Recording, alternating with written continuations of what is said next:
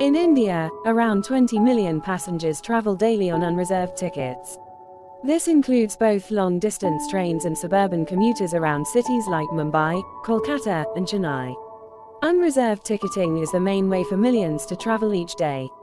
In contrast, China's rail system is almost entirely reservation-based, with only a very small number of unreserved tickets available on certain regional trains and standing-only options on some high-speed routes.